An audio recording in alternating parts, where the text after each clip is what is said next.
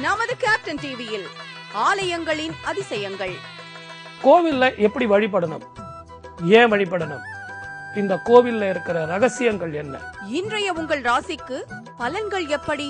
இதே ராசியில் தான் பகவான் பரமேஸ்வருடைய ஆருத்ரா நட்சத்திரம் இருக்கிறது. ஈஸ்வரின் ராசியாகவே நீங்கள் இருக்கிறீர்கள். பிறந்த நாள் காண்போருக்கு நியூமராலஜி பலன்கள். 6ஆம் எண் என்பது நவகிரகத்தில் உள்ள சுக்கிர பகவானை குறிக்கும் எண்ணாகும்.